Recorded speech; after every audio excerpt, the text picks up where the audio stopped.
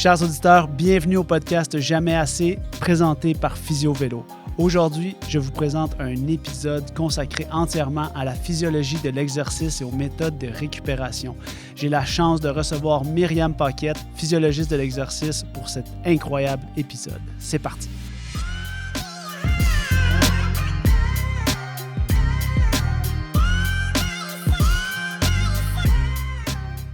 Chers auditeurs, dans l'épisode que vous apprêtez à entendre, j'ai la chance d'avoir une discussion passionnante avec Myriam Paquette sur la réponse du corps à l'entraînement. On va discuter ensemble de toutes les méthodes de récupération. On va parler de la variabilité cardiaque, le HRV. On va parler du lactate. On va parler de l'exposition au froid, donc les bains froids, les douches froides. On va parler des meilleures méthodes de récupération et on va surtout mettre les pendules à l'heure sur qu'est-ce qui est une réelle priorité dans les méthodes de récupération.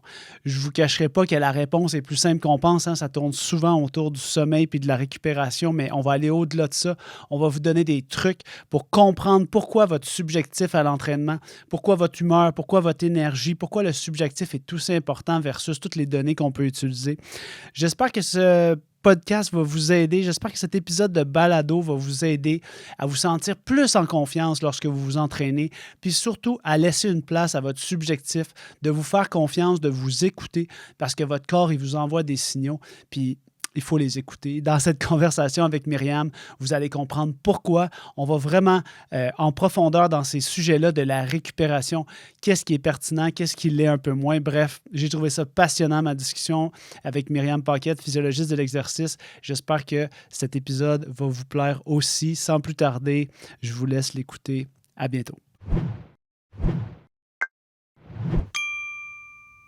Myriam Paquette, bienvenue aujourd'hui au podcast Jamais assez. Merci. Je suis vraiment content de te recevoir. La dernière fois qu'on s'est vu, c'était à l'INS, l'Institut national du sport. Tu donnais une formation sur les méthodes de récupération. Fait que c'est pour ça, je pense qu'il y a plusieurs de mes questions que j'ai préparées aujourd'hui qui sont en lien avec ça, parce que notre dernière interaction m'avait été fort intéressante parce que ça m'avait donné des outils. Je partais physio-vélo dans le temps en 2015-2016 ou peut-être 2014. Puis là, tu avais donné un super atelier pour dire un peu les mythes, les réalités, qu'est-ce qui est vraiment prouvé. Puis spoiler alert, là, ce qui était vraiment prouvé, c'était genre le sommeil et la nutrition là, en récupération. On peut arrêter tout de suite. On peut arrêter ça là, si tu veux.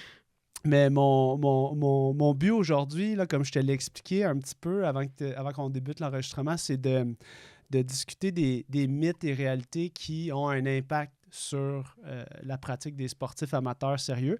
Toi, tu as une expertise assez poussée. Fait que, avant de débuter dans les questions, peut-être tu peux prendre un petit 2-3 minutes pour nous parler de ton parcours là, en partant de... La première fois, je pense qu'on s'est vu, c'était à l'Université Laval, on étudiait dans les mêmes années. Je me rappelle que tu faisais du ski de fond, puis je me rappelle déjà que tu étais vraiment... Moi, dans ma tête, tu étais passionné de physiologie de l'exercice, là. Fait que je te laisse démarrer où tu veux dans ton continuum d'histoire de passionné de physiologie sportive. Oui, donc moi, mon parcours scolaire, j'ai mon baccalauréat, ma maîtrise en kinésiologie à l'Université Laval que j'ai fait tout en skiant là, pour le Rouge et Or ski de fond. Mm-hmm. Puis ensuite, là, j'ai été engagée à l'Institut national du sport du Québec à Montréal comme physiologiste de l'exercice. Puis en parallèle de ça, j'ai fait mon doctorat encore à l'Université Laval, encore en kinésiologie. Puis vraiment axé sur la physiologie de l'exercice. Donc, oui, c'est vraiment la physiologie, la réponse du corps à l'entraînement qui m'a toujours intéressée. Donc, depuis 2015, je suis à l'INS, à l'Institut national du sport. Puis depuis 2021, je suis maintenant basée à Bromont, au Centre national de cyclisme, parce que 100% de mon temps là, est dédié au cyclisme là, depuis les Jeux de Tokyo. Puis, dans ton expérience, je vais commencer ma première question. Elle n'était pas dans les questions que je t'avais envoyées. Mais si tu vas voir, c'est une question que je pense qui regroupe beaucoup de choses. Je me suis dit, je vais demander à Myriam, je vais dire, c'est quoi le mythe le plus persistant, tu trouves, qui affecte le plus négativement les sportifs d'endurance? Des choses que tu répètes souvent, puis que tu continues de voir... c'est ça, des mythes, là. C'est quoi le mythe le plus dommageable ou les, là? Tu peux y aller grosso modo. Je suis sûr que tu en as déjà plein qui te viennent en tête. Si on se concentre sur la récupération, je dirais que c'est surtout l'emphase qui n'est pas mis à la bonne place. Dans le sens où il y a beaucoup de bruit qui se passe autour des méthodes de récupération puis des gadgets, alors que le gros de la job, c'est une bonne gestion de la charge d'entraînement, une bonne gestion du stress de la vie en général, puis du ratio stress-récupération-repos, c'est là que ça se joue, tu sais, puis c'est là qu'on passe tout notre temps avec les athlètes de haut niveau. Mais l'athlète amateur, lui, a envie de s'acheter la bébelle de récupération qui va magiquement l'aider à récupérer et oublie la base qui est là où il devrait passer son temps. Là. Fait que je pense que c'est ça le plus grand problème là, des sportifs amateurs. Puis dans un contexte où tu dis, tu passes beaucoup de temps à t'attarder, mettons, on pourrait dire au fondement là, de la pyramide, là, de la récupération. Je me rappelle, je pense que tu avais mis une pyramide dans cette conférence-là, puis ça me restait en tête. T'sais, ça va être quoi, justement, ces fondements-là? Tu as dit sommeil, stress, il doit y avoir nutrition là-dedans un peu. Ouais, ben je dirais la base, là. Puis, tu sais, d'un auteur à l'autre, là, quand on lit les spécialistes de la récupération, tout le monde se fait une pyramide. Puis la base ressemble toujours à la même chose. Le premier étage, c'est à peu près tout le temps le sommeil, puis la gestion de l'équilibre entre stress-récupération. Fait que ça englobe beaucoup de choses, mais tu sais, d'avoir une charge d'entraînement appropriée, puis des périodes de récupération, de repos appropriées. Puis ça va plus loin que le stress, c'est pas juste l'entraînement. Là, fait que le stress, c'est aussi tous les autres stresseurs de la vie. Ça, c'est la pyramide de la base. Et pas loin derrière, il y a la nutrition. Donc, tout ce qui est nutrition, hydratation, ça, c'est toujours la base de la pyramide. Puis là, quand on monte dans la pyramide, ça change d'une hauteur à l'autre. Tu sais, quel genre de méthode il classifie comme plus ou moins démontré, ça dépend de ce qu'on lit, ça dépend quel genre d'évidence on a regardé. Mais la base, elle ne change jamais. OK. Le facteur stress, ceux qui me connaissent savent que quand je fais des questions, finalement, je ne les suis pas vraiment. Je te promets que c'est ma dernière question qui ne suit pas notre... Pas de problème. Comment tu fais pour quantifier les stresseurs? C'est quoi les outils de mesure? C'est subjectif, hein? Beaucoup le stress. Alors, j'aimerais ça que tu me guides un peu dans ta prise en charge. Puis en fait, c'était ma dernière question, puis peut-être qu'on peut même débuter par ça. Tu sais, présenter une étude de cas détaillée où ce qu'on illustre l'impact là, de la récupération sur la performance. Fait que quand tu dis ce que je fais avec mes athlètes de très haut niveau, c'est quoi les outils que tu utilises qui sont finalement pas très technologique, là, probablement. Là, c'est quoi ces outils-là?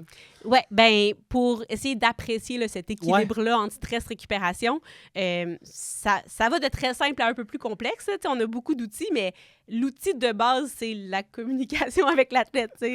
Comment tu te sens, comment a été l'entraînement, c'était difficile comment tu te sens le lendemain. Fait que, c'est très, très subjectif et très, très facile à faire. Pour des athlètes qu'on ne voit pas nécessairement tous les jours, nous, on utilise beaucoup des questionnaires. Fait qu'un questionnaire matinal qui va demander un peu qualité de sommeil, quantité de sommeil, état de fatigue, courbature, etc. Donc, un questionnaire de base comme ça, là, juste pour avoir une petite idée, y a quelque chose qui sort de la normale, puis est-ce que son niveau de stress, de fatigue, y a-t-il un paramètre qui, ça fait 3-4 jours qu'il sort de la normale, puis on s'y attendait pas, puis il va falloir qu'on réagisse. Fait que ça peut être une conversation, ça peut être des scores subjectifs, des questionnaires, mais il faut avoir ce feedback-là de l'athlète sur comment la séance a été puis comment il se sent le lendemain, par exemple. Ça, c'est la base. Après ça, on peut ajouter des couches de plus pour peaufiner un peu notre interprétation. La prochaine couche que j'ajouterais, c'est la charge d'entraînement. Avoir une bonne quantification de la charge. Puis ça, en cyclisme, si on a un capteur de puissance ou à la limite un capteur de fréquence cardiaque, c'est assez facile à faire avec n'importe quelle application, Training Peaks ou autre. Là. Donc, d'avoir une idée, ma charge, elle a-tu augmenté, elle a-tu diminué? Comment elle évolue, puis est-ce que ça explique ou pas ce que je vois comme changement dans l'état de mon athlète? Subjectif. Exact. Puis, y a-t-il un danger des athlètes de se déconnecter de leur subjectif quand il y a trop d'outils? On dirait que c'est une des choses que moi-même, là, après avoir fait le triathlon dans le Rouge et Or, on dirait que j'ai eu une période où je ne voulais plus du tout checker ce qui se passait comme statistique parce que ça devenait obsessif. Je suis sûr que quand tu fais du sport de haut niveau, c'est un peu obsessif. Là. Mais disons que j'ai eu besoin de retourner puis que le pendule swing de l'autre côté pour juste retrouver justement l'équilibre. Fait que c'est quoi le danger de se déconnecter? Parce que maintenant, si tu n'es plus capable de savoir comment tu te sens, ma question, c'est vraiment comment tu fais pour... Mettons que tu es un athlète là, qui est vraiment obsédé sur ces métriques qui sont objectives, c'est-à-dire des outils. Comment tu fais pour le ramener au fait que son subjectif est hyper important dans sa planification? C'est vraiment une bonne question parce que ça arrive réellement, effectivement. Puis plus on met des couches d'objectifs, moins le subjectif semble important, ce qui n'est pas le cas. Puis, tu sais, pour te donner un exemple, ben, on a de la variabilité cardiaque, Ouais, on peut y aller avec cardiaque ça, de si tu veux, repos, là. Ouais. on a différentes autres métriques plus objectives. Puis souvent, mes athlètes vont avoir une compliance, ils vont faire ces marqueurs objectifs-là tous les jours, pas de problème. Ils sont très, très bons. Ça là. va, tu sais. Puis leur questionnaire, lui, hop, tout d'un coup, il arrête d'y répondre. Ouais. Fait que moi, je passe mon temps à réécrire aux athlètes puis leur dire « Hey, ton questionnaire, moi, de la variabilité cardiaque, si je sais pas comment tu te sens, ça me sert à rien. OK. » C'est une façon d'aller objectiver comment tu te sens, une façon d'aller mettre de l'emphase sur si tu vraiment important. Est-ce qu'il y a vraiment une... Est-ce que tu peux corréler? Est-ce que tu as Exact. au moins Y deux a-t-il un données? lien entre ces deux choses-là? Si j'ai juste de la variabilité cardiaque, il n'y a pas grand-chose qu'on peut faire avec ça. Fait que j'essaie vraiment de mettre l'accent là-dessus. Ça me prend ton interprétation pour savoir comment interpréter puis vers quel sens aller avec les changements de variabilité cardiaque. Puis c'est la même chose pour l'entraînement. Les données de puissance sont toujours là, les données de fréquence cardiaque sont toujours là, mais on demande aussi à nos athlètes d'ajouter une perception d'effort pour la séance. Ouais. Puis ça, c'est difficile à leur faire ajouter. Puis on dirait qu'ils ne voient pas l'intérêt. Oui, mais tu as déjà ma puissance, tu as déjà ma fréquence cardiaque. Oui, mais je veux savoir comment tu l'as perçu, la séance. Ouais. Est-ce que pour toi, elle était très difficile ou tu pourrais faire plus la prochaine fois? Fait que je pense que ça prend beaucoup de feedback, beaucoup de répétition de pourquoi c'est important, puis montrer à l'athlète qu'on l'utilise, cette donnée-là. Ça, c'est toujours la clé. Oui. Ouais, pour prouver qu'elle est utile. Puis finalement, c'est... Parce que si tu es capable de dire à l'athlète, puis là, tu sais, c'est là que vient l'importance de probablement avoir un coach ou avoir une personne extérieure qui peut être justement plus détachée de la situation que l'athlète qui va s'entraîner lui-même, qui va se planifier son entraînement lui-même. Ouais. C'est sûr, c'est super plus difficile. Ça me fait penser à une chose que dans l'entraînement, là, sur ma montre Garmin, c'est pas une publicité, mais souvent, elle me demande ma perception d'effort après avoir fait les entraînements. Puis c'est vrai que c'est difficile. Puis on dirait qu'après me l'avoir demandé comme 20, 30 fois, là, je deviens meilleur. Ouais. Je suis comme, OK, c'est vrai que c'est pas tout le temps facile. Puis maintenant que je sais que dans l'algorithme de ma montre, il va tenir en compte comment je le cote. Là, je suis comme, OK, j'ai intérêt... Ça teinte ta façon J'ai intérêt à bien le coter parce que finalement, il me propose des choses. Puis je trouve que, tu sais, c'est fou l'évolution, là, toi puis moi, quand on a commencé... mettons, moi, j'ai commencé le triathlon en 2005. Fait qu'en 2005, les outils étaient quasi inexistants ou extrêmement dispendieux, réservés à l'élite. Puis maintenant, ben tu l'as sur ton poignet 24 heures sur 24 si ça te tente, puis il peut tout te donner tes métriques de tout. Fait que ça peut être... Moi, je le vois beaucoup dans ma clientèle... Moi, je les appelle des amateurs sportifs sérieux là, ou sportives sérieuses. Ouais. C'est des gens qui vont être très sérieux dans la dépense qu'ils vont mettre sur leur vélo, dans les services qu'ils vont se procurer, genre faire une évaluation puis un positionnement en physio. Mais après ça, tu sais, il n'y a pas de limite à ce que tu peux mettre comme couche par-dessus le nombre de gadgets que tu peux mettre. Fait qu'aujourd'hui, il y a beaucoup de mes questions qui sont en lien avec ces gadgets-là, comme tu l'as pu le remarquer. Fait qu'on pourrait y aller avec la régulation autonome du rythme cardiaque, aussi appelée HRV. Ouais.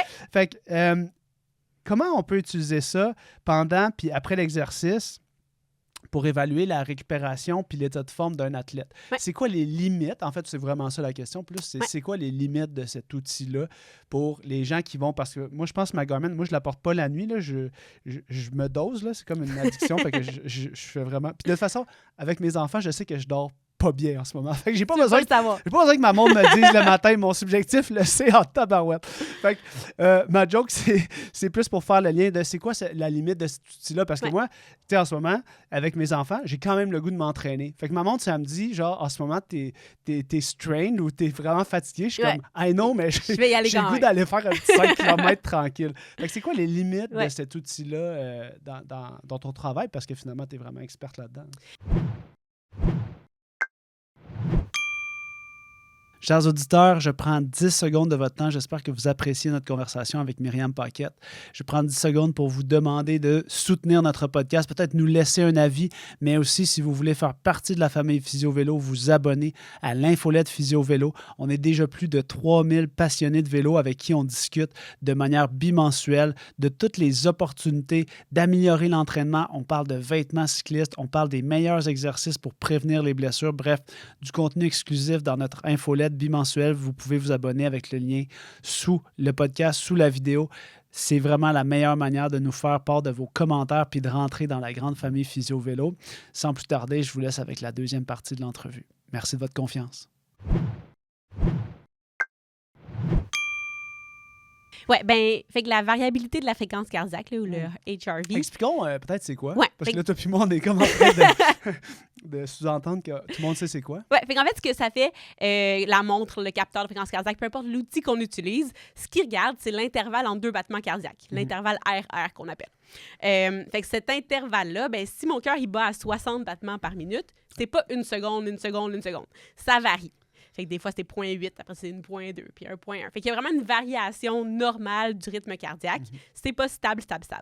Fait que ce qu'on fait avec la variabilité de la fréquence cardiaque, c'est qu'on quantifie cette quantité de variation-là autour de la moyenne. Ouais. L'indicateur le plus commun, là, c'est le RMSSD. C'est ça qu'il fait. C'est vraiment une quantification de la quantité de variation. Fait que plus c'est variable, en théorie, plus je suis dans un état reposé. Donc, plus ce chiffre-là va être élevé, mieux c'est. Plus le chiffre est bas, ben, en théorie, j'ai plus mon système nerveux sympathique qui a pris le dessus, puis j'ai moins de variations, je suis moins reposée, je suis en état de stress, de fatigue, de maladie, etc. Ouais. Fait que les applications, en général, ce qu'ils vont faire, c'est qu'ils vont nous dire, ben, quand la variabilité cardiaque augmente, tu es reposé, va t'entraîner, pousse fort. Et quand elle diminue, va nous dire, prends ça tranquille, journée de repos recommandée. Le problème, c'est que la montre, elle ne sait pas ce que tu es en train d'essayer de faire. Puis il y a des moments où on va vouloir accumuler de la fatigue, puis il y a des moments où on va vouloir récupérer, puis il y a des moments où on va faire une séance difficile, même si notre variabilité cardiaque est basse. L'autre chose que la montre ne comprend pas nécessairement, c'est toute la subtilité dans la réponse, dans le sens où plus haut n'est pas toujours mieux, puis plus bas n'est pas toujours pire. Oui, parce que dans l'équation que tu as dit, c'est ça, reposer égale haut ou stresser égale exact. bas, mais c'est pas toujours ça. C'est pas aussi simple que ça.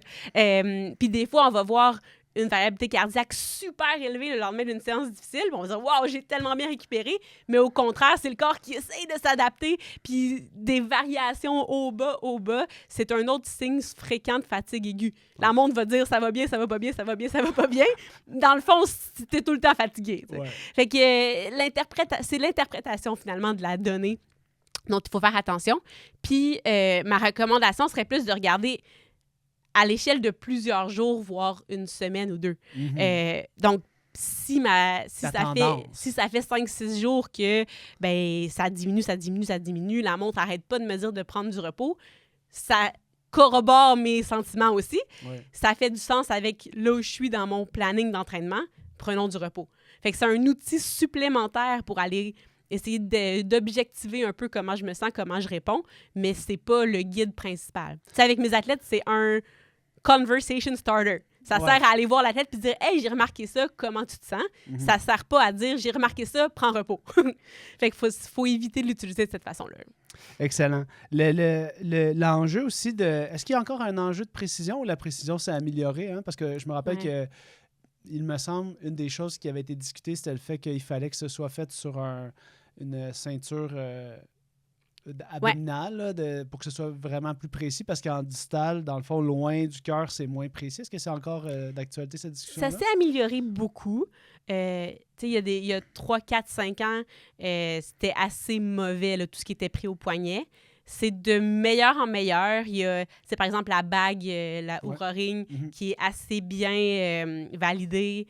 Les montres sont de plus en plus valides au repos quand elles sont portées de la bonne façon. Donc, assez serrées, pas de mouvement. Fait que, dans des conditions parfaites, les outils commencent à vraiment bien fonctionner. Pour la variabilité cardiaque. C'est pas vrai pour tous les métriques, c'est pas vrai pour toutes les interprétations aussi. Puis c'est pour ça où, des fois, la montre, elle va juste te donner un indicateur de récupération. Ça ne te donnera pas la vraie valeur qu'elle mesure. Puis c'est ça aussi le danger. Ouais. Ce qu'on voudrait, c'est pouvoir suivre le chiffre de variabilité cardiaque, pas une espèce de métrique calculée à partir de 5-6 affaires. Oui, exact. Fait que c'est ça aussi qui est un peu limitant des fois. Là. OK. Parlant de fréquence cardiaque, si on fait un lien un petit peu, on se tasse un petit peu puis on parle de fréquence cardiaque, est-ce que c'est encore un outil pour toi qui est important dans la discussion que tu as avec tes athlètes? Si tu regardes, mettons, habituellement à X nombre de watts, ton entraînement habituel, tu le fais à telle pulsation, est-ce que c'est encore un outil de base qui est fondamental dans ton interprétation? Oui, ça reste un outil pertinent. La complexité, c'est que... la direction du changement n'explique pas nécessairement ce qui se passe. Dans le sens où, si à 150 watts d'habitude, je suis à 130 BPM, puis là, je suis à 120, ben l'interprétation de base, ce serait « Hey, je suis en forme, ça va bien aujourd'hui. » Mais ça pourrait aussi vouloir dire que je suis tellement fatiguée que ma fréquence cardiaque ne répond pas. Fait que c'est là où il faut toujours revenir au subjectif. Si la fréquence cardiaque est abaissée puis ma perception d'effort est augmentée, là, je sais que je suis fatiguée. Fait que c'est toujours de coupler un indicateur objectif à un indicateur subjectif pour valider ce qui se passe. Puis comment tu fais pour convaincre... J'allais dire, comment on peut faire pour convaincre la clientèle sans avoir à faire des années d'entraînement pour te rendre compte que finalement, ton subjectif, il est important? On dirait que c'est à force d'avoir fait des années d'objectiver puis tout pour te rendre compte que finalement, des fois, moi, je me dis toujours quand je pars m'entraîner, surtout là, avec des enfants, je suis sûr que je suis pas en quête de performance, je suis en quête de pouvoir bouger autant que je veux au quotidien. C'est vraiment ça mon objectif. Rester en forme puis pouvoir aller courir quand ça me tente, tout ça, c'est vraiment un objectif pour moi qui est central. Puis des fois, quand je pars à courir, je me dis, OK, je sais que ça prend tout le temps 10 minutes. Les 10 premières minutes, là, c'est rare que tu tripes ou c'est rare que tu es comme c'est vraiment... le fun commence une fois que tu es rendu. Puis des fois, je me dis, hey, là, aujourd'hui, ça va bien. Tu sais, je vais faire un petit intervalle ou je vais revenir plus vite que je pensais parce que ça va bien. Ouais. Comment on fait pour convaincre que de s'écouter? Puis comment... C'est parce que vu que c'est pas objectif, là, puis je sais que tu dois le vivre avec des athlètes. Probablement, tu l'as peut-être même vécu en tant qu'athlète toi-même puis avec tes collègues avec qui tu t'entraînais. Par où on commence pour dire que le subjectif, c'est comme un amalgame. Ton corps te donne déjà un peu la réponse. Puis qu'il faut que tu te fies à ça, là, même si c'est intangible. Ouais. Y a-t-il un discours que tu adoptes ou ce serait quoi le truc, peut-être même en dehors de ton expertise? Parce que moi, je me dis, la seule manière que j'ai appris ça, c'est en apprenant à me connaître à travers toutes les méandres là, que j'ai parcourus en m'entraînant, les bons et les mauvaises choses que j'ai faites. Ouais. Ben, peut-être pour convaincre les gens qui sont très, très orientés sur la donnée, ben d'abord, ce qui est intéressant de savoir, c'est que c'est super corrélé. Donc, tu sais, des fois, on se dit c'est tellement simple, la perception d'effort, ça doit pas être bon. Ben c'est excellent. Puis si on compare à du TSS, tu sais, qui vient des capteurs de puissance, c'est super corrélé dans tout type d'effort. Et c'est même meilleur pour certains types d'efforts. Par exemple, c'est des efforts très, très intenses, très courts, où là, le TSS n'est pas nécessairement un bon indicateur là, de comment difficile c'était. Mais là, la perception d'effort est encore meilleure. Donc, c'est au moins aussi bon que les scores objectifs, voire meilleurs, première chose, scientifiquement démontré. Puis ensuite, ben, je pense que ça vient avec l'expérience, malheureusement, où, tu sais, essayer de laisser le capteur de puissance à la maison une fois de temps en temps, ou en tout cas dans la poche arrière. C'est ça. Tu l'as pas visuellement, puis tu essaies de te faire confiance. Ouais, tu sais, fait que d'expérimenter sans le feedback continuel de la donnée, puis de voir comment, ben, peut-être que ma puissance de mon endurance de base, elle varie dans le temps, puis c'est correct. Puis peut-être que quand je me sens mieux, ben, hey, je suis capable d'aller un peu plus fort. Puis, hey, ben, aujourd'hui, je me suis fiée à ma perception d'effort, puis finalement, je suis allée plus vite. Fait que je pense que c'est d'essayer d'expérimenter un peu en laissant la donnée de côté. Est-ce que c'est quelque chose que tu demandes des fois à tes athlètes? Tu sais, c'est un effort que tu exiges de ta clientèle, des personnes que tu essaies d'aider pour justement c'est quelque chose que tu leur demandes? Oui, c'est quelque chose qu'on demande pour certaines séances, pour des besoins spécifiques, pour des... on a des athlètes qui étaient tellement rivés sur leur capteur de puissance, même pour courser. Dans un contre-la-montre, c'était vraiment le feedback principal. Fait que d'essayer de les détacher un peu de ça puis leur apprendre à faire un contre-la-montre sans feedback de puissance, c'est un apprentissage important. Clairement. Si on s'attarde à ta nouvelle job de rêve avec Cycliste Canada, c'est quoi une des choses que tu as trouvées particulières ou c'est quoi une des caractéristiques que tu trouves qui définit le sport cycliste que tu ne retrouves pas dans d'autres clientèles? Tu as fait de paranatation, tu as fait du ski de fond toi personnellement. Qu'est-ce qui définit le cyclisme dans sa spécificité? Tu as trouvé dans la culture? Tu sais, nous, on parle souvent de culture vélo. Puis hier encore, on avait une cohorte de l'université qui est venue à la clinique, puis ils m'ont demandé c'est quoi la chose la plus importante pour prendre en charge un cycliste. J'ai dit c'est de comprendre la culture dans laquelle il évolue parce que c'est ça qui détermine beaucoup ses comportements qu'il va avoir en dehors du 2 heures que je vais passer avec. Puis c'est ça l'enjeu, c'est si je veux qu'il change ses comportements, il faut que je comprenne dans quelle culture il évolue. Fait que ce serait quoi ton take sur la culture cycliste? Ben, ça revient à ce qu'on discutait, mais clairement, la présence des données, vraiment particulier au cyclisme, là, qu'on ne retrouve pas sur natation, on ne retrouve pas sur ce qu'ils font. Fait que oui, gérer la donnée, gérer la relation avec la donnée. C'est la relation avec la donnée qu'il faut gérer. La donnée, elle n'a pas de billet en soi, c'est la relation avec la donnée. Oui, ça, clairement, je pense que... Puis, tu sais, chaque athlète le vit un peu différemment. Il y en a qui regardent jamais leurs données. Ouais. Ils te les envoient, ils les importent sur Training Peaks, puis ils n'ont aucune idée, aucun intérêt à la regarder. Ouais. Puis d'autres qui suranalysent, tu sais, qui passent leur temps là-dedans. Fait que ça, c'est un contexte assez particulier là, au cyclisme. Sinon, j'essaie de voir s'il y a d'autres différences majeures. Si on parle, mettons, des méthodes d'entraînement, ouais. Tu sais, si on pense à... Moi, je pense à la natation. J'ai fait de la natation quand j'étais plus jeune, puis une des choses je trouve qui est assez similaire entre les deux, c'est l'importance du volume. Là. Tu sais, il y a un gros volume là, qui est puis, veux pas, il y a des courses qui sont très longues, mais pour des gens qui vont faire des courses plus spécifiques, qui veulent devenir sprinteurs, puis tout, c'est la relation avec la quantité d'entraînement, tu sais, qui doit toujours être faramineuse, on dirait. Est-ce que ça, tu trouves que ça a évolué dans les dernières années? En natation, j'ai l'impression qu'il y a des nouvelles tendances. Est-ce que dans le vélo, tu as remarqué un petit peu aussi une évolution par rapport à ce qu'on voyait peut-être en Europe dans les années 90 ou 2000? Qui sont plus nord-américaines. Tu sais, nous, on a une démarche très scientifique nord-américaine qui, en Europe, n'a pas encore... Nous, c'est la seule culture qu'on connaît, tu sais, la culture, justement, de l'analyse, puis de la manière qu'on se présente dans un sport, c'est comme... On est comme des détectives, j'ai l'impression, puis on veut être sûr que tout est prouvé là, par une étude clinique randomisée là, à double insu, tu sais. Bref, long détour. Est-ce que tu trouves qu'il y a encore cet enjeu-là de faire beaucoup, beaucoup de volume dans le sport d'endurance qui est le cyclisme? Je pense qu'il y a eu beaucoup de remises en question puis de discussions sur ce thème-là dernièrement. Oui. J'ai l'impression que même la vision québécoise est un peu différente du reste du Canada. Peut-être qu'on a été beaucoup teinté par... Les saisons. C'est peut-être les saisons. Non, mais je sais pas à cause de l'hiver, là, mais moi, c'est ça que j'ai en tête. Mais toi, tu disais teinté par... J'allais dire, on a eu beaucoup de...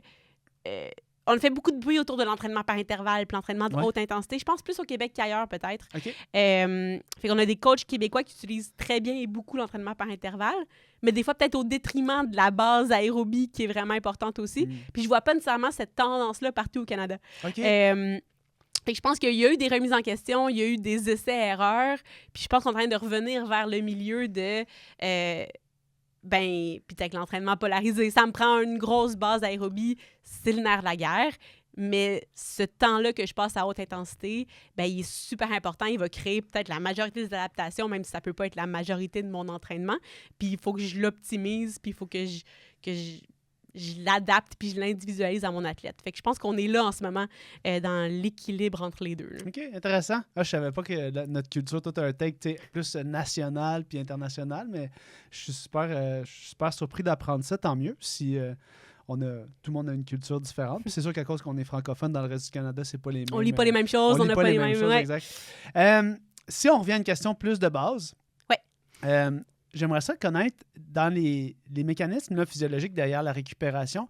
Est-ce que tu pourrais m'expliquer la différence dans les mécanismes qu'il y a quand on fait un sport d'endurance, par exemple, qui ne va pas nécessairement induire un grand stress musculaire, mais un grand stress physiologique, versus une séance, par exemple, de musculation qui va être un peu l'inverse, c'est-à-dire créer... En fait, je ne le sais pas, là, fait que la réponse, c'est « j'aimerais le savoir ». Mais peux-tu nous aligner là-dessus puis nous expliquer c'est quoi, mettons, du stress physiologique sur l'organisme? Oui, fait qu'une séance d'endurance, les principaux mécanismes de fatigue, ça va être l'épuisement des réserves énergétiques. J'ai utilisé mon glycogène musculaire, j'ai utilisé mon glycogène hépatique, puis il va falloir que je refasse ces stores-là, ces réserves-là, avant de pouvoir me réentraîner efficacement. Fait que ça en est une grosse. Souvent, on va parler de perturbations métaboliques, le fameux lactate, l'acidité. C'est pas faux dans le sens... oui, le lactate, c'est faux. On sait que le lactate n'est pas lié à la fatigue. Mais c'est vrai que les perturbations métaboliques vont venir limiter ma capacité à faire un effort. L'effet il est plus central, par exemple. Si ma température musculaire est élevée, si j'ai beaucoup d'accumulation de certains métabolites, ça envoie un signal à mon cerveau qui dit « Hey, là, tu travailles trop fort. » Les métabolites, juste, c'est des produits de dégradation. Différents produits de dégradation de mon système aérobie, anaérobie, etc. Puis mon cerveau va dire « Bon, je vais envoyer une moins grande drive motrice vers mon muscle, je vais relaxer un peu. » Fait que ça, c'est le mécanisme qui est très, très court terme. dans les minutes, les heures qui suivent mon effort aérobie, tout ça est revenu à un état de repos. Puis c'est pas très clair encore, c'est important de revenir à cet état de repos-là plus vite ou pas si mon prochain entraînement est dans plusieurs heures. OK. Ça semble être pas si important que ça. On en parle beaucoup, tu sais, on va beaucoup parler de clairance du lactate, de diminution de l'acidité. Ça semble pas être la priorité quand on veut récupérer.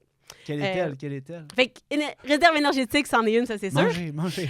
Puis pour l'entraînement en endurance, je dirais l'autre gros aspect, c'est notre équilibre sympathique-parasympathique dans notre système nerveux autonome. Fait que de revenir à cet état de repos-là entre mes séances pour me permettre de performer à nouveau, puis pas d'accumuler un état de fatigue là, d'une séance à l'autre, d'une semaine à l'autre. Est-ce qu'on peut faire un parallèle quand tu dis le retour du parasympathique, le fait que, par exemple, on fait un gros entraînement dans la soirée, puis que là, on a de la misère à s'endormir, mettons? Oui. C'est un bon exemple? Oui, fait que t'as le système sympathique collé, puis on n'a pas eu le temps de revenir là, à notre système parasympathique de repos avant le sommeil. Oui, tout à fait. OK, parfait. Puis si on met en parallèle la musculation par rapport à ça, ça serait quoi les différences? Il y en a qui se entrecoupent, mais côté musculation, on va parler beaucoup de dommages musculaires, inflammation, enflure, micro-déchirures musculaires qui vont mener à je me sens courbaturé le lendemain, le surlendemain. Ça, c'est quelque chose qui est beaucoup testé. T'sais, souvent, on va regarder l'effet des méthodes de récupération sur des courbatures intenses. Oui. Pourtant, est-ce que c'est vraiment la réalité quotidienne des athlètes? C'est vraiment contre ça qu'on se bat au quotidien quand on veut récupérer? Toi, tu veux dire que c'est quelque chose qu'on mesure activement puis qu'on obsède un peu, alors que chez notre athlète d'endurance, c'est-tu vraiment ça le nerf de la guerre? En général, si notre progression d'entraînement est appropriée, si on n'a pas inclus un stimulus qui est vraiment inadéquat ou inhabituel tout d'un coup, on ne devrait pas avoir des courbatures qui sont exceptionnelles là, à tous les jours chez les athlètes. Là. Mais la bonne nouvelle, c'est que les courbatures, c'est subjectif. Ça remet les gens en contact avec eux-mêmes. C'est vrai. L'autre mécanisme plus musculaire, ça va être de la fatigue neuromusculaire, qui peut être centrale, qui peut être périphérique, mais en gros, soit je suis moins capable de faire contracter mes muscles, fait que de façon nerveuse, j'envoie un moins gros influx, ou cet influx-là crée moins de contraction au niveau du muscle à cause d'une fatigue neurologique ou de dégradation musculaire ou micro-déchirure musculaire, etc. Pour faire le lien avec ce que tu disais, est-ce qu'on doit s'inquiéter si on est vraiment en bon français, raqué de notre entraînement après un gros entraînement? Est-ce que ça devrait être une raison pour laquelle on ne fait pas, par exemple, une journée plus repos actif? Il y a une de mes questions là-dedans qui s'appelle repos actif. Là. Est-ce que ça devrait être un indicateur auquel on se fie au niveau subjectif, le fait qu'on soit raqué? Comme toi, où tu le classes dans la pyramide, puis comment tu joues avec ça? Comment tu discutes de ça avec tes athlètes? Oui, le niveau de courbature est un bon indicateur qu'on est fatigué, qu'on a fait un effort inhabituel, en fait, puis probablement un peu plus excentrique que d'habitude. On est allé courir alors que d'habitude, on fait du vélo. Puis oui, il va falloir adapter potentiellement notre entraînement dans les jours qui suivent. On va être moins performant, ça c'est clair. Là, un muscle courbaturé est moins performant. Donc, c'est probablement pas le moment d'essayer de faire une grosse séance d'intervalle ou quelque chose à haute intensité. On est probablement mieux d'attendre de se sentir moins courbaturé avant d'entreprendre ça. Mais ceci étant dit, si après une séance de course à pied inhabituelle, je suis très, très courbaturé le lendemain, d'aller faire des efforts de vélo où il y a peu d'excentrique ou pas, c'est pas grave. Je vais pas endommager mon muscle. C'est juste que je performerai probablement pas très bien. OK. Fait que c'est quelque chose qu'on peut se fier, mais pour gérer nos attentes peut-être par rapport au prochain entraînement. Exact. Puis probablement qu'on peut peut-être réfléchir à ce qu'on a fait puis se dire « Ouais, j'ai pas progressé suffisamment lentement. » Par rapport à ce que je voulais essayer d'accomplir. Exact. Donc, probablement que j'ai une erreur de progression si mes courbatures sont vraiment intenses. Oui. OK. Si on pense à la récupération active, pour toi, ça veut dire quoi, une récupération active qu'on peut qualifier de récupération active? Est-ce que c'est en fonction du rythme cardiaque? Qu'est-ce que c'est quand tu prescris ou quand tu suggères ça à un athlète? Ça ressemble à quoi les paramètres que tu donnes pour que la personne sache qu'elle est en train de faire ça, de la récupération active? L'idée d'une séance de récupération active, là, on dit aujourd'hui, on veut que ce soit facile, on va faire une récupération active. Ça dépend ce qu'on vit ici. L'objectif, c'est vraiment de favoriser une récupération pour une prochaine séance. Il faut s'assurer de rester dans notre zone endurance de base basse. Donc, c'est sûr que cette récupération active-là se fait au-dessus de notre premier seuil. Donc, à un niveau où je commence à utiliser mon système anaérobie de façon significative, ben je suis pas du tout en train de récupérer, puis je suis en train de créer finalement une fatigue supplémentaire. Ce qui a été montré, c'est qu'une vraie séance d'endurance de récupération active, qui est faite dans une vraie zone d'endurance de base basse, va accélérer le retour à la normale de ma variabilité cardiaque. Donc, ça va m'aider à réguler mon système nerveux autonome. Ce qui n'est pas du tout le cas si je dépasse cette zone-là. Ben là, au contraire, je vais aller ajouter des perturbations puis retarder mon retour à la normale. Donc, c'est vraiment de rester dans notre zone. Fait que, tu sais, si on passe à 1, 2, 3, 4 gros max sur 10 de perception d'effort, la fréquence cardiaque, ça va dépendre des gens, mais tu sais, globalement, si on est autour de 65-70% de notre fréquence cardiaque maximale, on ne devrait pas trop se tromper. Entre 50-60% de notre PAM. Fait que tu sais, tous ces indicateurs-là combinés là, pour voir que oui, on est réellement là, à la bonne zone. Puis c'est payant. Finalement, moi, ce que je retiens de ce que tu as dit, c'est que c'est payant pour, ben, en tout cas, selon le métrique, de retourner ta HRV à un niveau de base. Ça accélère. Exact. Puis, ben, à la fin de l'année, si j'ai fait des séances de récupération active entre mes séances difficiles, ben, je risque d'avoir eu un effet d'entraînement aérobie intéressant versus du repos complet. Exact. Tu as fait une plus grosse base aérobique. Exact. Fait que ça n'a pas négligé. Ouais. Si on parle, si on s'en va plus vers hydratation, nutrition, vous, c'est sûr que vous collaborez avec des spécialistes, là, des nutritionnistes et tout. Par rapport à la physiologie de l'exercice, c'est quoi l'intérêt de l'hydratation plus en termes scientifiques, là, sur les mécanismes d'action d'être hydraté ou non? Fais-nous un petit topo pour moi, je suis très, très néophyte dans l'implication, là, fait que je suis ouvert. Bien, c'est assez vaste, là, les implications, mais mettons qu'on simplifie ça. Tu sais, on peut penser, ben, si j'ai moins d'eau, qu'est-ce qui contient beaucoup d'eau? Mon sang. Je vais diminuer mon volume plasmatique, je vais diminuer mon volume sanguin. Si j'ai moins de sang envoyé vers mes muscles actifs, ben, ça me fait probablement une moins grande capacité d'utiliser de l'oxygène et de performer. Ça, c'est vrai probablement quand on commence à avoir une déshydratation autour de 4% de mon poids corporel. Fait que c'est quand même des déshydratations assez marquées. 4% du poids corporel. Exact. Fait que j'ai perdu 4% de mon poids en eau. Là, je commence à avoir des diminutions de performance en environnement tempéré. Quand il fait chaud, là, ça arrive de façon beaucoup plus marquée puis plus rapide parce que là, j'ai non seulement besoin d'envoyer du sang à mes muscles actifs, mais il faut que j'en envoie à ma peau pour pouvoir me thermoréguler, suer, etc. Fait que là, si mon volume sanguin est compromis, j'arrive pas à tout faire ça. Je peux pas me thermoréguler. Exact. Fait que là, c'est le début de la fin. Exact. Donc, l'hydratation va être super importante en milieu chaud, mais elle va aussi avoir une importance en milieu tempéré. Mais tu sais, il y a même, ça va plus loin que ça, il y a des effets sur les habiletés mentales, la concentration, la prise de décision. Fait que tu sais, ça va plus loin que purement la physiologie cardiovasculaire. Puis, c'est quoi les consignes de base pour... Parce que tu peux pas te peser pendant une épreuve, là. Fait que les sensations subjectives, c'est quoi que vous utilisez pour vos athlètes? Bien, globalement, puis tu sais, ça va être beaucoup les nutritionnistes là, qui sont en charge du plan d'hydratation, là, mais tu sais, si on regarde les études récentes, au départ, on disait on doit limiter la perte de poids en dedans de 1 à 2%, fait que là, on allait mesurer pré-post pour certaines séances similaires, puis là, on va estimer combien d'eau tu perds, puis on va faire un plan d'hydratation très, très précis. Mais semble que boire au besoin, c'est probablement la meilleure approche. À l'effort. Puis après ça, ben oui, il faut se réhydrater, surtout si on a un prochain effort qui s'en vient bientôt. Puis là, on peut se peser pré-post pour savoir combien on a perdu puis se réhydrater de la façon appropriée.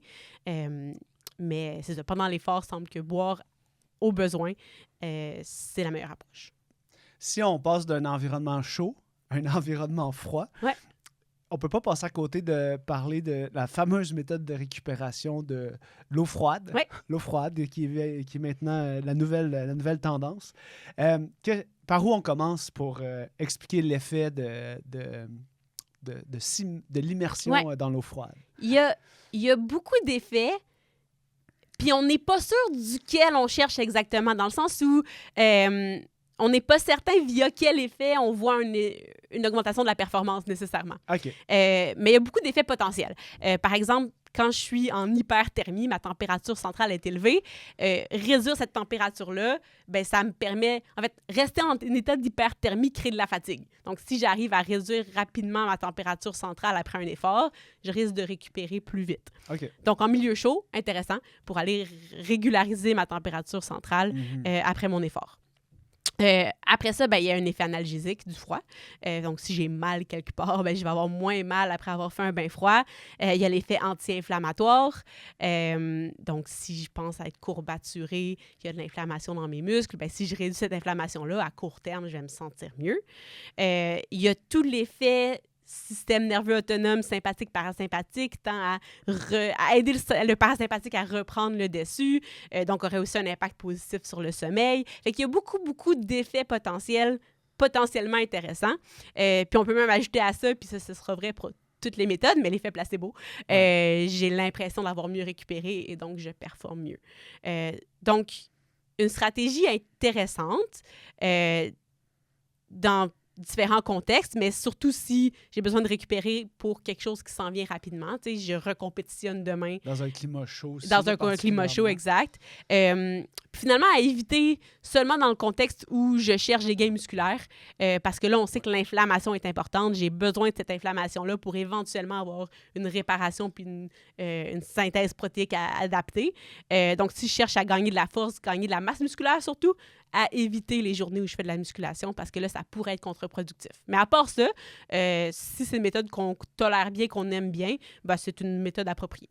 Est-ce que c'est quelque chose qui est utilisé, tu sais, dans le sens, ça va dépendre des intérêts de l'athlète? Il y a des athlètes qui vont dire « Ah, moi, j'aime ça, fait que, tu sais, intègre-le en sachant que ça peut faire X, Y. » C'est pas quelque chose qui est exigé, là, dans... Non, exact. Non, c'est ça. Fait que, tu sais, c'est vraiment... C'est une des méthodes, puis c'est vrai pour... T'sais, la majorité des méthodes autres, ben, c'est très gris. Oui, ça peut aider. Non, ce ne sera pas un effet extraordinaire. C'est pas immanquable. Il ne faut pas absolument que tu fasses ça dans ta journée pour pouvoir récupérer. Choisis celles ou les méthodes qui te plaisent, qui sont accessibles, qui sont faciles d'utilisation. Puis c'est ceux-là que tu utiliseras pour récupérer. Moi, il y avait une chose que j'avais retenue dans ce que tu viens de dire puis dans ce que tu m'avais présenté quand j'étais allé à l'INS voir ta conférence. C'était toute la notion de la zone grise, du placebo, mais aussi l'importance du bien-être que tu vas ressentir dans les méthodes de récupération que tu vas utiliser, parce que cet effet-là de bien-être, il est non négligeable parce que l'effet de bien-être il est non négligeable dans le parcours d'un athlète qui veut augmenter son volume d'entraînement, parce que déjà, c'est exigeant. Si tu as une méthode qui te fait sentir bien, ben c'est un gros plus, même si c'est intangible.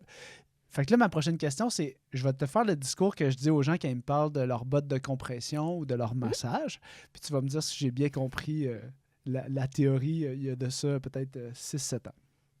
Fait que quand les gens me parlent de ça, je leur dis, il n'y a pas de démonstration claire que ça va t'aider à récupérer. Par contre, c'est non négligeable que si ça te permet de te sentir bien, puis que tu as, je sais pas, les moyens de t'acheter des bottes, mettons, ou si tu aimes te faire avoir un massage, ben tu sais, vas-y, cet effet-là est non négligeable dans ton parcours, puis dans le fait que tu vas toujours avoir le goût de t'entraîner parce que tu sais que tu as comme des solutions bien-être au bout de la ligne. Ouais. Est-ce que tu me donnes une bonne note? Combien? A+. A+. Mais en fait, si tu veux l'améliorer encore plus... Mais là, ce sera contre tes valeurs, je pense. Tu veux pas être dans la désinformation, mais si tu veux être encore meilleur dans les faits, mais tu leur dirais que ça fonctionne. Ah! Parce que là, on va profiter de l'effet placebo, mais je suis pas sûre que... Moi, j'y vais pas. Moi, j'y vais pas, personnellement. J'ai un conflit éthique. C'est ça, finalement, c'est des gens qui veulent profiter du placebo. OK. Parce que c'est ça, l'effet bien-être, tout à fait important. Mais l'effet placebo aussi, si je suis convaincue que ça m'a aidé, ça va probablement aider. Ouais. C'est sûr que j'avais probablement parlé de la... Il y a une étude qui commence à dater, mais où on testait l'effet d'un bain froid, un bain tempéré où il n'y aura probablement pas d'effet, puis un bain tempéré où on ajoutait une huile de récupération qui était finalement genre du savon moussant. Puis on convainquait les gens que ça allait les aider à récupérer. Puis effectivement, ce groupe-là se récupérait plus vite. Non seulement subjectivement, mais le niveau de performance récupérait plus vite. Fait que c'est à non négliger. Il faut choisir des méthodes pour lesquels l'athlète se sent bien, les aime, puis a l'impression que ça l'aide à récupérer. OK. Bien là, je vais me permettre de sortir des questions parce que ce que tu viens de me dire, je trouve ça hyper intéressant. À quel point le soutien, la préparation mentale, mais le soutien psychologique permet, tu penses, aux athlètes justement de... Tu sais, si tu te présentes à une compétition dans un état où est-ce que tu te sens d'attaque puis tu te sens bien, tu sais, en ce moment, on n'est pas capable de le quantifier de manière objective avec notre Garmin, là, ce sentiment-là, mais tu sais, il est hyper important dans les athlètes là, que tu peux côtoyer qui font des performances dans le 1% du 1% des performances. Là, ça occupe quel espace dans les... Tu sais, chez Cycling Canada, ça occupe quel espace, là, tu penses, dans la discussion, le fait d'être bien préparé psychologiquement, d'offrir le bon soutien aux athlètes? Bien, je peux parler beaucoup pour paracyclisme, qui est comme la discipline où je suis le plus impliquée. Puis, tu sais, on a un petit corps de soutien, tu sais, qui inclut moi en physiologie, un préparateur physique, un nutritionniste et une préparatrice mentale avec le coach. Ouais.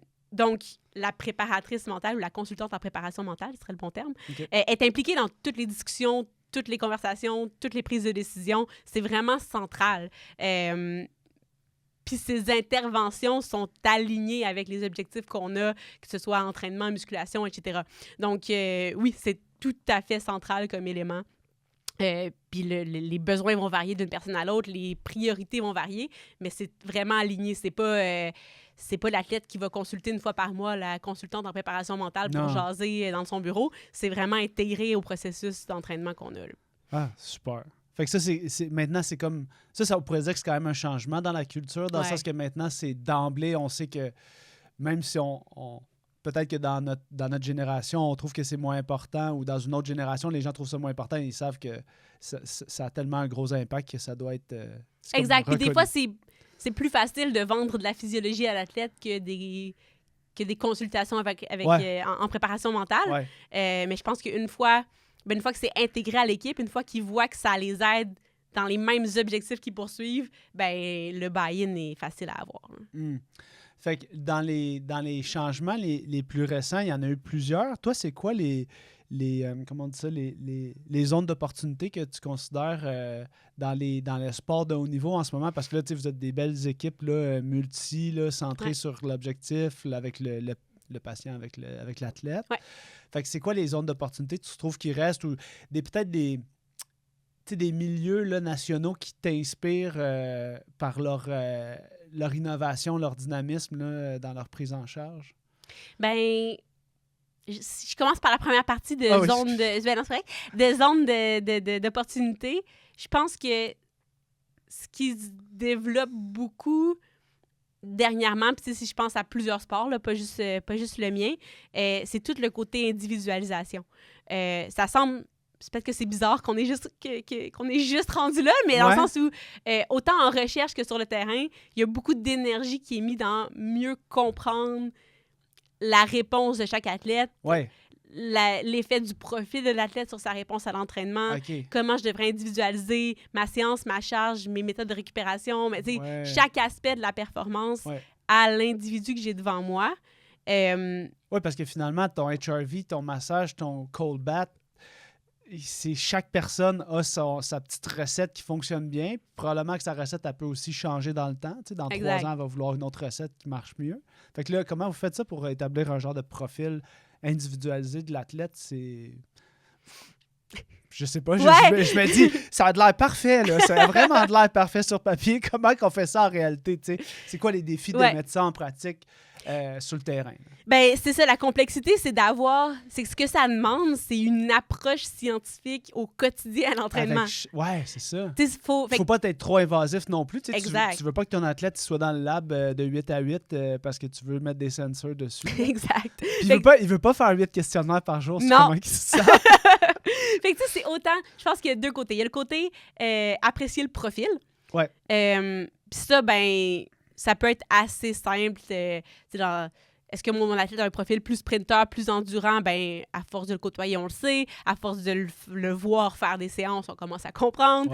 Si on mesure des choses simples comme la puissance maximale versus la puissance à VO2 max, bon, ben, déjà, on a une idée un peu du profil. Fait que comprendre le profil de l'athlète va commencer va nous orienter vers une direction. Mais là, après ça, tu as tout son profil de genre récupération. Qu'est-ce qui marche bien pour lui? Fait que là, c'est là où, ben, ça va prendre une certaine quantité de données subjectives, objectives qu'on suit dans le temps pour savoir, bon, ben, j'ai fait 4 semaines de tel type d'entraînement, qu'est-ce qui s'est passé? Est-ce que je me suis améliorée, pas améliorée? Pourquoi? Est-ce qu'on réessaye quelque chose de différent? Après ça, ben, la réponse plus au jour le jour à l'entraînement, ben, cette séance-là a créé plus de fatigue. Bon, pourquoi? OK, est-ce qu'on diminue l'intensité? On diminue les durées d'effort? Fait que, c'est ça, c'est des remises en question continuelles basées sur un lot de données, autant quotidien que chaque mise au cycle, mettons. Votre Google Drive, il est bien rempli, là. Oui. De gros tableaux. OK, fait que c'est vraiment ça Ouais, c'est ça le nerf de la guerre, finalement. Là. Exact. Puis ceux qui réussissent le mieux à faire ça, c'est-tu parce qu'ils ont plus de moyens financiers ou ça passe par où, tu sais? Une bonne coordination de tout ça, finalement, vous êtes tous des humains. Il faut que vous communiquiez ensemble de manière efficace pour savoir c'est quoi les enjeux de la personne. Oui, ben je pense que ça prend, des moyens dans le sens où, tu sais, ça prend des gens, puis des gens qui ont du temps. Ouais. Puis une façon de mettre en commun les données, mettre en commun les idées. Fait que, tu sais, que ce soit très, très technique, là, tu sais, un dashboard où on peut voir les données. Oui, ça existe-tu, ça, un genre justement, un dashboard avec des métriques que vous vous dites, OK, on est à peu près là, tu sais, je sais pas, des cadrans. Oui, ben oui. Ouais. Puis, tu sais, autant il y a des applications commerciales qui le font, mais qui ne répondent pas nécessairement toujours à nos besoins. Fait que nous, par exemple, on a créé notre dashboard à nous qui regroupe les données d'entraînement, les données de monitoring, des données subjectives. Tout ça est à la même place. Puis ça nous permet de prendre des décisions à l'entraînement puis de voir un peu la réponse. Puis est-ce que les athlètes, ils veulent le voir, ce dashboard-là? Je suis comme curieux de savoir, c'est quoi la proportion d'athlètes qui veulent être 100% au courant de vos discussions? Moi, je sais que je serais plus du genre...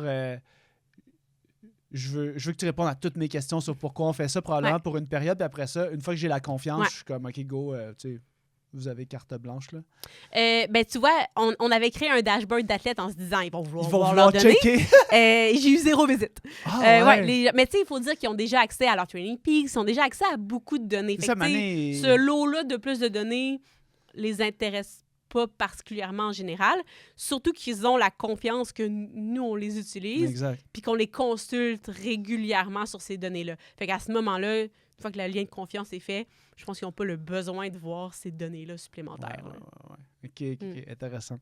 Je vais faire... merci pour ce point super important. Je pense que ça va être intéressant de voir dans les prochaines années l'individualisation puis qu'est-ce qui va être mesuré pour individualiser? Ça va être le nerf de la guerre pour les athlètes. La prochaine question, c'est en lien avec le sommeil. Le sommeil, je ne sais pas à quel point c'est une expertise dans laquelle tu as approfondi ta passion, mais c'est quoi les grandes lignes du sommeil pour que nos athlètes amateurs puissent s'y retrouver? C'est-tu en termes... Il y a sûrement un aspect de quantité, mais il y a aussi un aspect de qualité qui est peut-être plus difficile à décrire. Par où on commence quand on veut expliquer c'est quoi... un bon sommeil, parce que tout le monde est différent aussi. Il y a des gens qui en ont besoin de moins, de plus. Exact. Les besoins sont très différents, donc il faut faire attention aux recommandations générales de tout le monde doit dormir 10 heures, tout le monde doit dormir 8 heures. Souvent, là, les recommandations de base vont être ça devrait prendre au moins 8 heures de sommeil par nuit. C'est bien étonnant, les gens qui ont besoin de moins que ça, puis que c'est optimal. Ça peut exister, c'est très, très rare. Donc, globalement, on devrait avoir besoin de plus de 8 heures. On devrait s'endormir en dedans de 30 minutes. Si on fait ça, ça devrait vouloir dire que notre sommeil est une qualité qui n'est pas pire. Puis on devrait se réveiller en se sentant reposé. Si on répond à ces trois critères-là... C'est pas assez objectif, là. Mais j'avoue qu'il n'y a rien de mieux que de se réveiller puis se sentir reposé. Ça, là, un matin, ça m'est arrivé, je me suis dit, je vais avoir une bonne journée parce que je me suis pas fait trop réveiller. Tout va bien, je suis vraiment chanceux. T'sais. Exact. Fait que à la base, là, très, très simple. Si on coche ces 3 cases-là la majorité des journées de la semaine, on peut penser que notre sommeil est bon. Okay.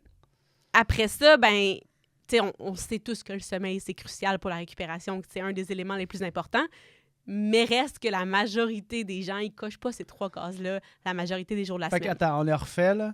Se réveiller, reposer, ça, c'est vraiment le fun. Ça, je le pogne. M'endormir en dedans de 30 minutes. Puis là, après ça, c'est la quantité qui est autour de 8 heures.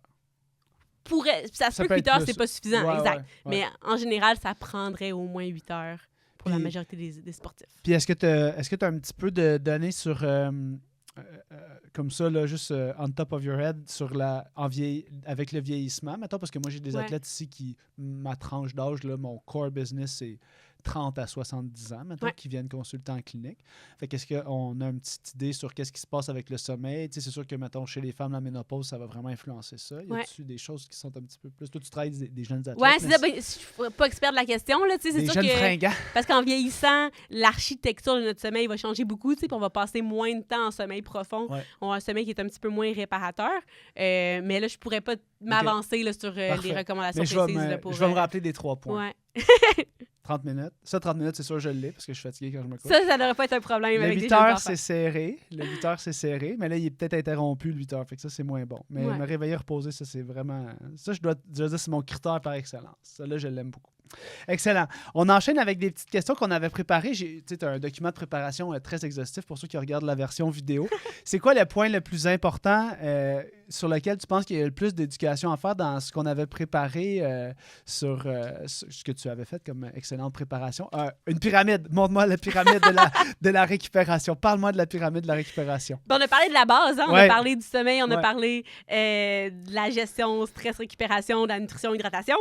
Les couches du haut, honnêtement, sont très grises, là, parce que selon ce qu'on lit, selon notre opinion personnelle, on va les placer un peu à des endroits différents. Mais tu sais, après ça, c'est toutes les méthodes autres qui vont nous donner 1%, 2%, hein, qui vont nous donner des petits gains marginaux. Fait que tu sais, immersion en eau chaude, en eau froide, immersion contraste, va rentrer là-dedans relativement bas dans la pyramide. Souvent, juste un peu en haut, on va mettre massage, bas de compression, automassage, foam roller, ce genre de méthode-là. Puis là, plus on monte avec un moins grand degré d'évidence, ben là, on arrive dans les technologies, là, tu sais, l'électrostimulation, le far infrared, l'infrarouge lointain, Ça se peut, ça? Ben, L'infrarouge lointain. Excuse-moi, ça, je suis comme, what? pas une experte, mais ça commence à faire du bruit, là. Il y a des vêtements Ça maintenant s'en vient? infrarouges, Oh, il y mon a Dieu. des... ouais, c'est Merci ça. de m'avoir averti. Ouais. Fait que, tu sais, puis plus, tu sais, les chambres hyperbores, fait que, tu sais, il y a Ouais. beaucoup de... Les chambres de cryothérapie. Puis on dirait que plus on va vers la pointe, plus c'est des choses qui coûtent cher puis qui sont difficiles à faire. Puis que le degré d'évidence, ça veut pas dire que ça fonctionne pas, Non. mais le degré d'évidence, c'est pas encore convaincant scientifiquement. Fait que je pense qu'on peut se tenir aux méthodes accessibles de la base de la pyramide, puis on manque rien là, d'important. Dans la littérature, t'avais-tu sorti de la littérature récente pour laquelle tu avais des choses sur les méthodes de récupération que tu aurais aimé me montrer dans ton questionnaire que tu avais préparé, dans les réponses que tu avais préparées? Mais peut-être une chose qui est peut-être plus récente un peu. Ouais. Tu sais, on parlait beaucoup de bains froids. Ouais. Les bains chauds commencent à faire jaser. Quoi?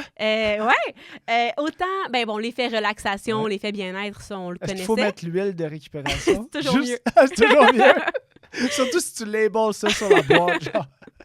OK. Puis, mais de plus en plus, on commence à avoir un intérêt sur combiner la nutrition à un bain chaud. Fait que, tu sais, d'aller améliorer la resynthèse de glycogène musculaire, ou en tout cas l'absorption des glucoses, en augmentant le débit sanguin par un bain chaud. On peut manger de la crème glacée dans un bain chaud.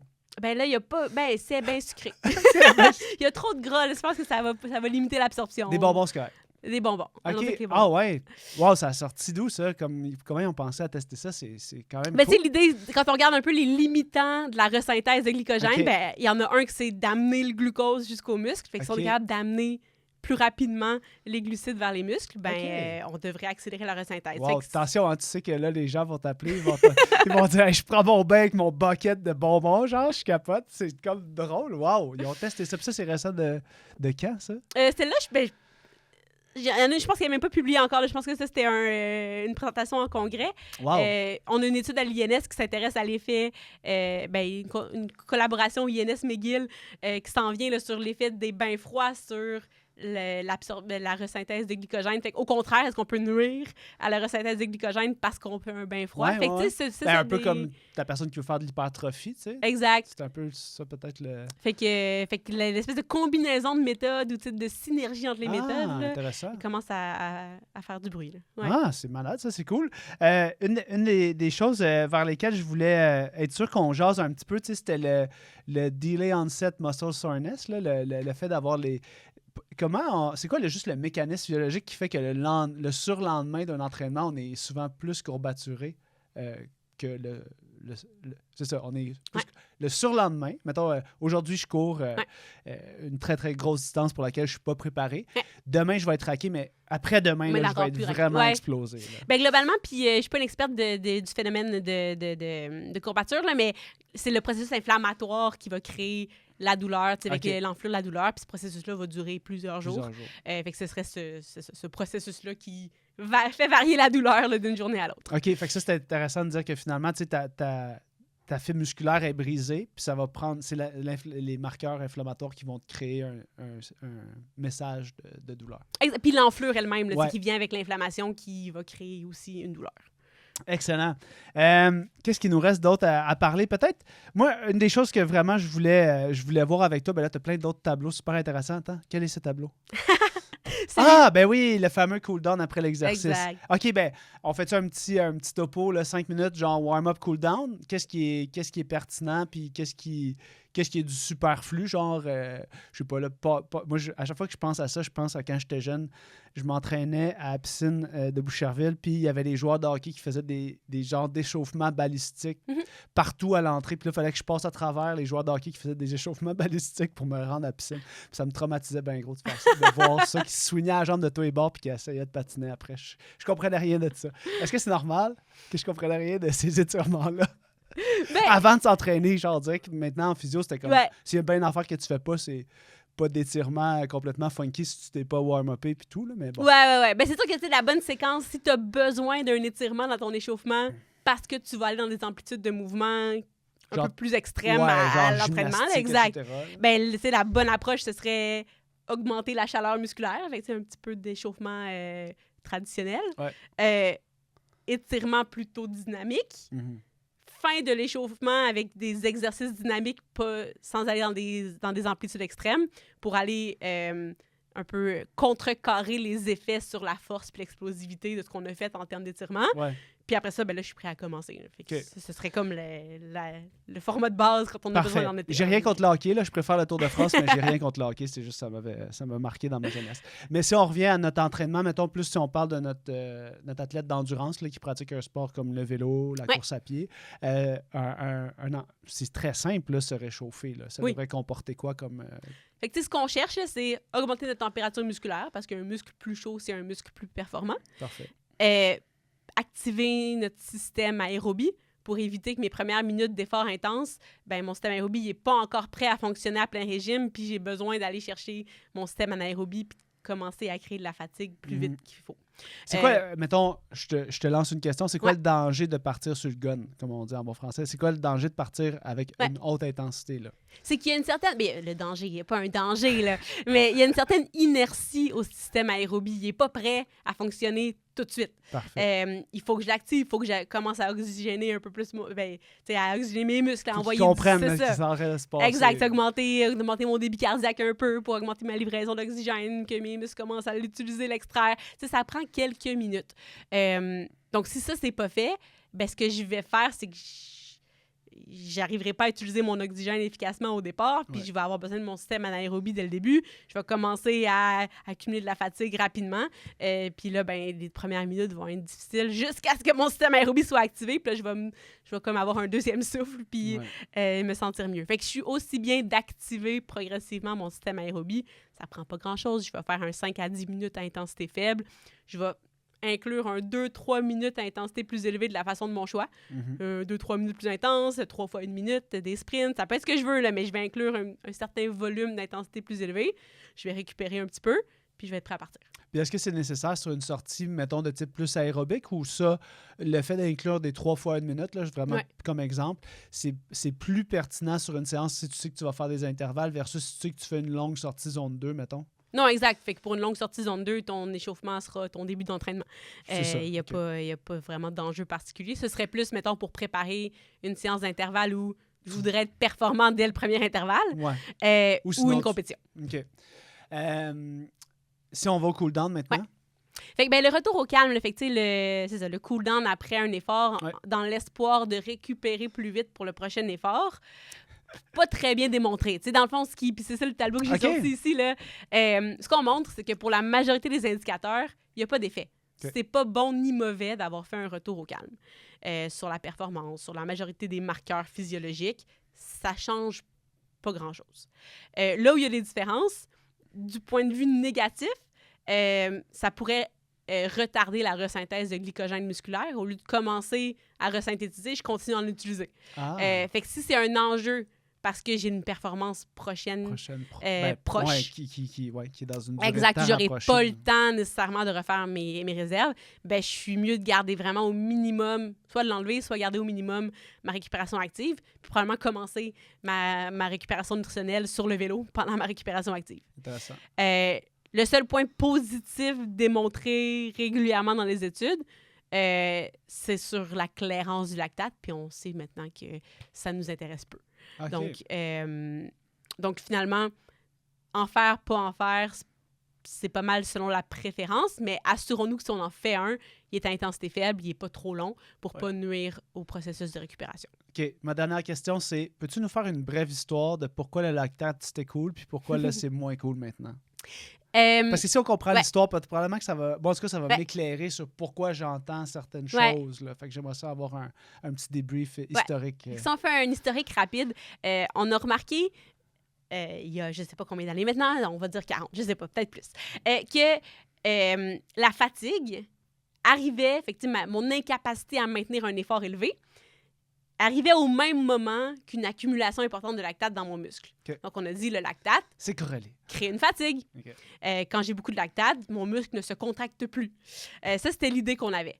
Donc, il fallait, pour pouvoir reperformer, diminuer le plus vite possible mes niveaux de lactate pour que je puisse commencer le prochain effort avec des niveaux faibles parce que le lactate créait de la fatigue.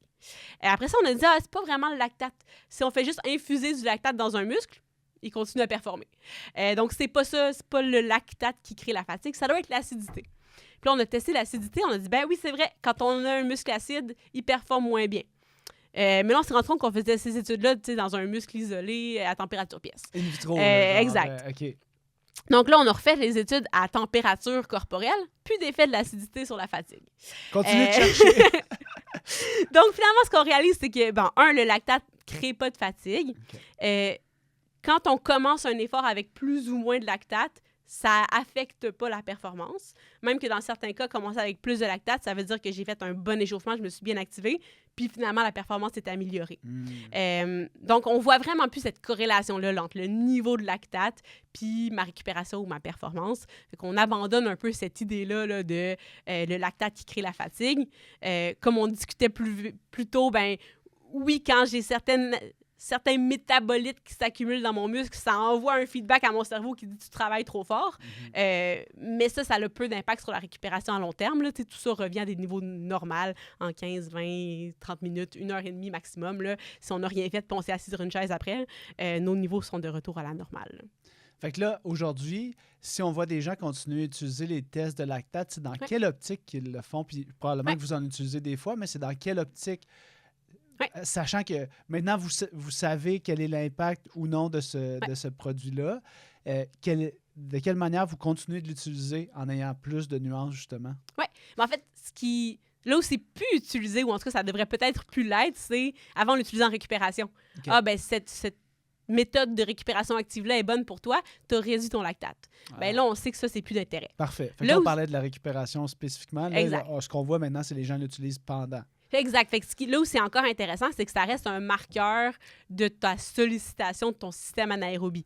Ce qui fait que si on fait un test incrémenté, par exemple, on commence à très faible intensité, on augmente progressivement, on veut savoir à quel moment on commence à accumuler du lactate de façon significative, puis ça nous informe sur où notre premier seuil est, où est le moment où je commence à accumuler du lactate, et donc une intensité que je ne pourrais pas tenir indéfiniment. C'est ça. Mais finalement, c'est un autre outil de mesure dans ton coffre à outils pour faire le même travail pour définir les zones. Voir l'effet de l'entraînement, etc. Mais tu peux le faire de manière directe avec un petit test. Là.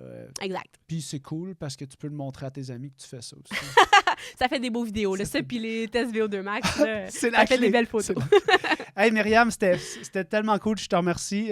C'était hyper pertinent. Est-ce qu'il y a une dernière chose que tu veux dire, peut-être pour défaire un mythe, des choses que tu avais préparées? Tu t'es dit, hey, ça, il faut vraiment que je passe le mot. On a déjà pris 1 heure là, pour jaser de toutes les questions qu'on avait. Je suis certain que les gens vont nous laisser des questions aussi.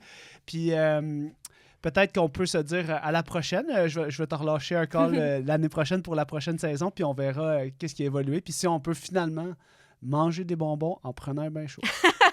Merci, Myriam. Merci.